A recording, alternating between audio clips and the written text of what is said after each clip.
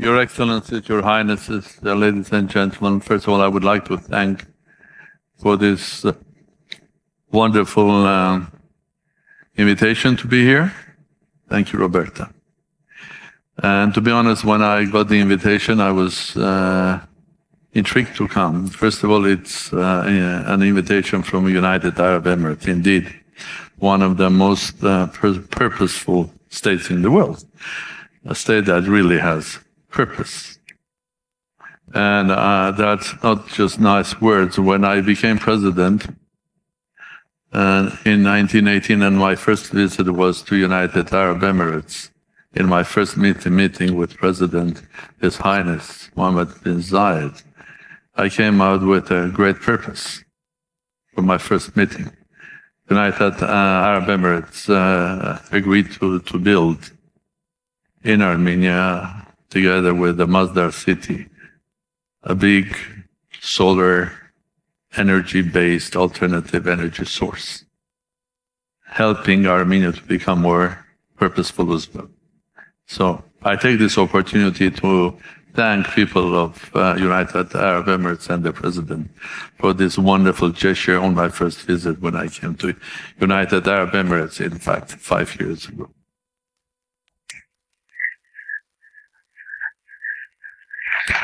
Secondly, I would like to thank Roberta. I was introduced to her virtually through a friend, and then I started knowing her through her voice. I think that voice made purpose. It makes sense.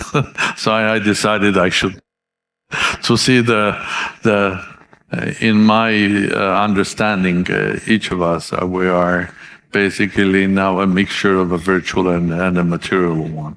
So the virtual was beautiful and very interesting, intriguing. So I came to meet you, Roberta. And the third is, of course, the title of this initiative. I will not call this a conference, but the initiative, which is very important. It's about the world, and a lot of us and a lot of people on this planet are basically people who have lost their way. They don't know why they are living, what's happening, why on earth we are so cruel, why do we have nuclear bombs and we behave like medieval people. And of course, purpose means also sense. Sense means morality, and common sense is the common thing. I mean, logic is the one that has to help. And I don't know if I will have time at the very end of my small speech. I will try to add more complexity what Bertrand has shown to you, and so you will feel even more embarrassed about this wonderful world. Or maybe I'll try to bring some common sense to where we live. But first of all, about Can the Small States Save the World? That's the subtitle of the book that I wrote. The book is called The Club of Small States. I had 5 lives. The first life, I was born in Armenia, Soviet Union, and my first life I became scientist, a theoretical physicist, mathematician, and was doing research in the relativistic astrophysics, quantum mechanics, and so on and so forth. Then I had a second life, when Armenia became independent. And I, by act of God, became Armenia's first ambassador abroad, then later prime minister. Then another act of God, I had to go and save my life because I had cancer. And then I was a businessman for many years, and thanks God, God was gracious, I was successful. And eventually I was bored with business and making money, didn't find purpose in that. And understood that in business what I liked was really the politics of business rather than the business itself. So eventually I became, my 4th life, I became President of the Republic of Armenia, that I retired last year. So I'm entering my fifth life, or I have already entered my fifth life. So I have to find a purpose for my fifth life. So I'm here to tell about my purpose, and I'm here to learn about the purpose. And what I found that I have, first of all, to look after my health. And I found I had some, after 70 years of life, I had some problems, mechanical. And I had to fix them. And then I have to look after my family, which was not mechanical. It was all about love.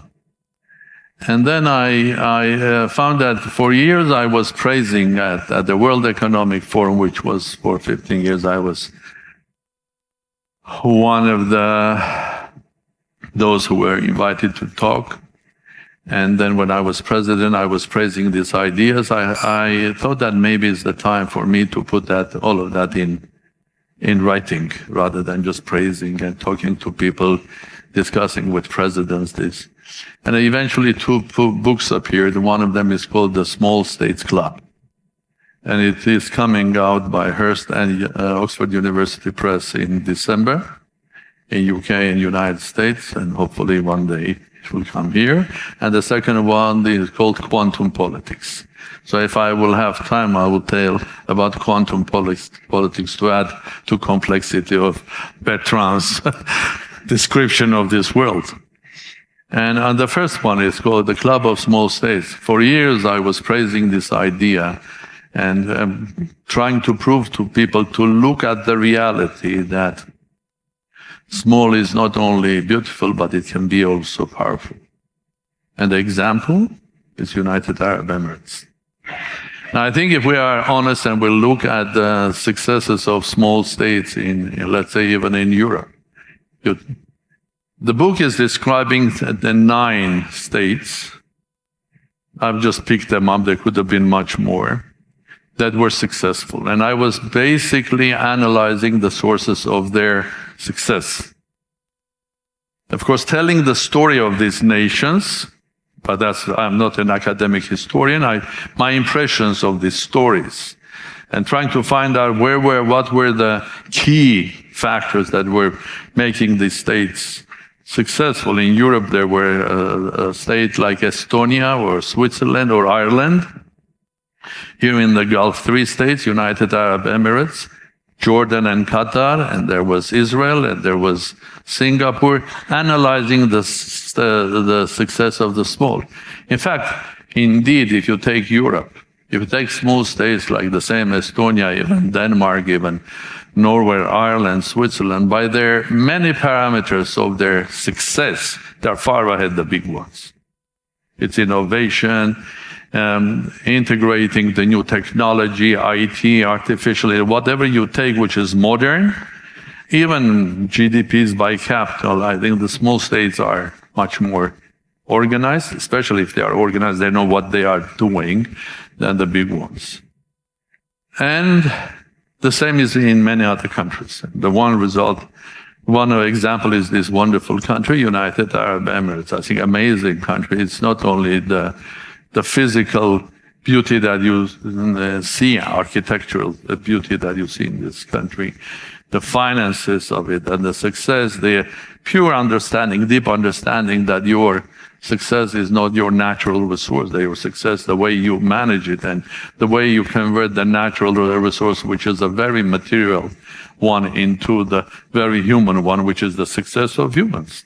And to be honest, in several visits of mine as President of the Republic and later as a free person, I always enjoyed my meetings with absolutely talented people that are running big departments of this country under the leadership of the president. But there are very talented people that have got their educations worldwide. They came back, and there are ladies and gentlemen. And the most impressive ones were the ladies that I met. And this is true. And I think who doesn't know has to know, for example, even the space program of this country was for years run by a lady.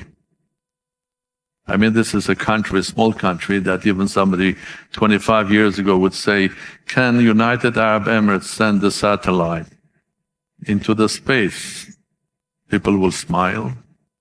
It's not only into the space, it's to the Mars. So, small is not only beautiful, but it can be very, very powerful. Now, let's look at our world. Trying to add a little bit complexity to Bertrand's theory. I think, let's simplify it. Let's take the world. I'm a physicist and specialist of theory of gravitational relativity. The world is four-dimensional, the one that we know. Okay. One dimension is the military.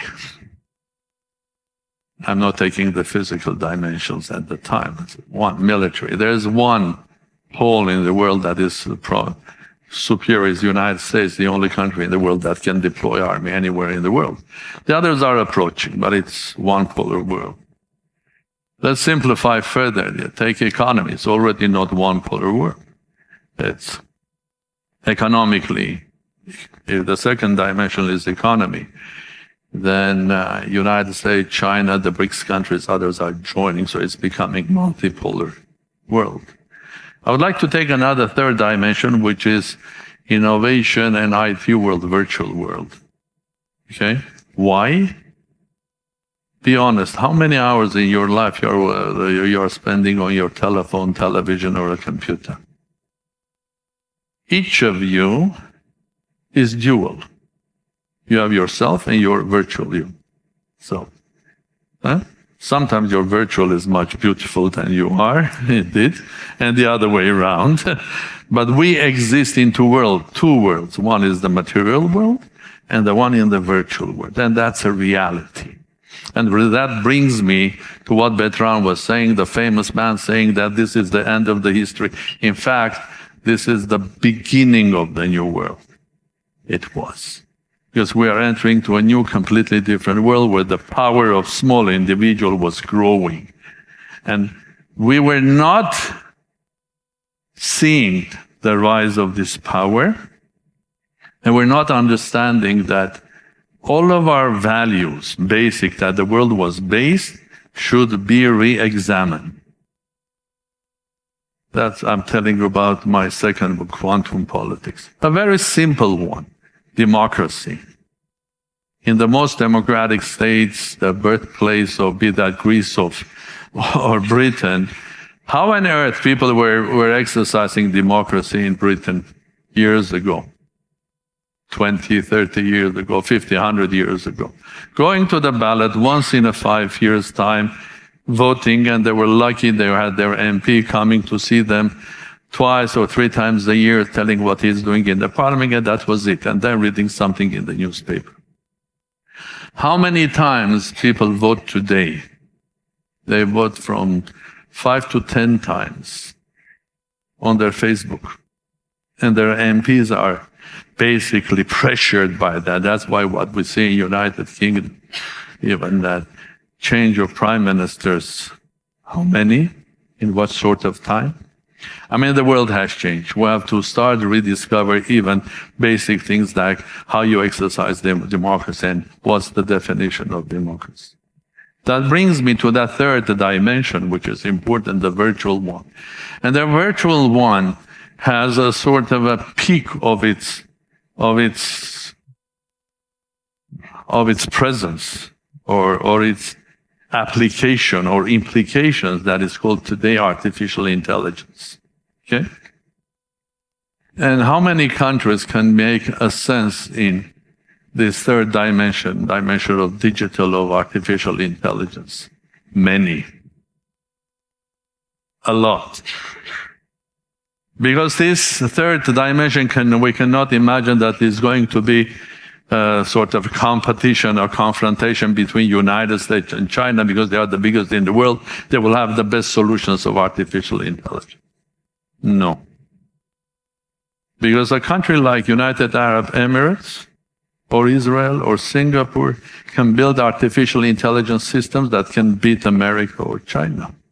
Even an individual of a talent or the genius of Steve Jobs can create an artificial intelligence system in his bedroom And you have to understand that except the small states, there are also virtual small states that have huge impact on our behavior. And one of that virtual small states is Google. It behaves like a state. Am I right?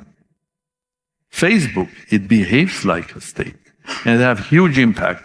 They are building the biggest, the most powerful supercomputers, entering the new third dimension. Okay? Let's go back 50, 60, 70 years ago, when the confrontation in the world was between United States, the West, and Soviet Union and the Allies. And of course, they found a way to over the détente, basically keeping everybody afraid of each other, because each side had initially 10 or 20,000 nuclear bombs. Now there are around 5,000, 6,000 of them. Each of them can destroy the world many times, so everybody is concerned and balanced. Okay? Can the same system work now? Regulation, Bertrand was saying, important. If you regulate Western companies, can you regulate Chinese companies? So if there is a regulation, it should be global and universal. How do we achieve that? If you regulate only Western companies, there are many examples of that.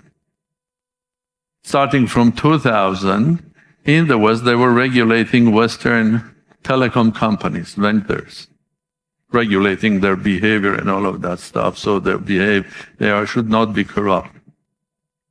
The world was controlled by companies like Lucent, America, Alcatel, Siemens Telecom, Ericsson, Nokia. They were the biggest in the world. They were regulated. Where are they now? The world is 5G solution. Who has it? China and Singapore and Samsung a little bit. So if you look at the 5G map of the world, except United States, the world is red through regulation, one-sided regulation. So if we are speaking about artificial intelligence, we have to speak about global regulation rather than not regulation. Now, this brings to the whole idea that small states, if they are managed well, if there's a visionary leadership and many other components I will not tell you because I would like you to buy my book and to read it, which is coming up in December. It's called the Small States Club. The small states are becoming more and more powerful, and they will have their say, both in the world economy, world politics. At the end of the day, if you look, it's the Gulf that is becoming the center of a lot of things happening in the world, good or bad, and the solutions one has to find in the Middle East rather than elsewhere. And the Middle East, the core of the Middle East are not only the big states, but all the small states that are driving many things. So I will stop here because I have 1 minute, 38 seconds to finish my speech. So for years, I was speaking to presidents and testing the water of the idea. And I was speaking to President, His Highness, about this idea. I was speaking to Gulf leaders, small states. I was speaking to Emir of Qatar, the King of Jordan. I spoke about with the Crown Prince then of Saudi Arabia. I was speaking to African leaders, including Botswana, Rwanda, and all of that stuff. That somehow the small have to come together. Of course, that will add a bit more complexity to the Bertrand's world that he has described with United Nations, World Bank, G20, and all of that stuff. But this should be a club, rather than alliance or anything. But small states have to come together and share with each other, not discuss their bilateral problems, which are there, okay? But share with each other how they can make their life more, how to share their stories of their success and how they can make the world more purposeful. Okay? And I suggested years ago, and I'm pushing the idea of S20. S20 means the small states. I have a definition whom to choose is S20. They have to come together regularly as a club because they are not alliance, they are not geographic, they are not ideological, they are not religious. It's a club of states that are showing that they are future focused and they are successful. So it's a club of small and successful states and sharing a lot of values. Okay? And then I hope they will organize an organization that will have its representatives at the G20. Yet, the United Nations is a fantastic place. How much impact it has on global issues today, how much solutions it brings. I think from some point of view, sometimes G20, G7 are more powerful than the United Nations. So if G20 is a place that, for example, Africa wants to have a representative, I think G20 should have a representative of small successful states. Again, be it in Africa, in Latin America, in Europe, in the Gulf, or anywhere. So this is, and the book is an introduction to the future power of small states and their importance. And I hope that I will continue pushing this idea further to make it happen. Of course, I'm happy that I'm speaking about this S20 here in United Arab Emirates, because if there are not 20 but even 3 successful states, one of them is United Arab Emirates. And I think I will continue working on this. The book is examining the success of the states.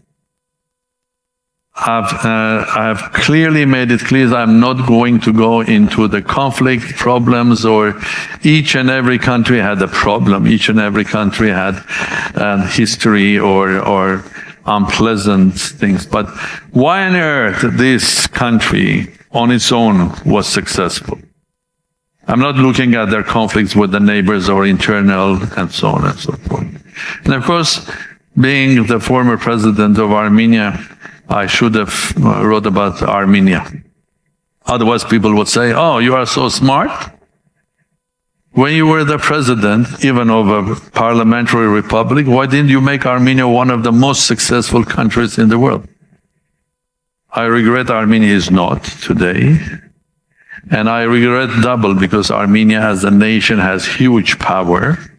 And that's not the oil in the country. Our oil is our people. There are 4 or 5 times more Armenians living abroad. So eventually, if you have natural resources, you invest into people. Armenians had already people invested worldwide. There are as many Armenians living in states or Russia as in Armenia. They are successful, they are well educated. The issue is, how do you use them? But the model of my country was completely closed one, not open to all Armenians from abroad. But again, that's something that you will get there in my book. And you'll see a couple of Armenian stories as well, even Kardashians. So, no, there are many other Armenians who are successful even in many countries. Politicians, businessmen, and I'm proud to belong to that nation, but I'm also proud to be calling myself a friend of this nation. Thank you very much.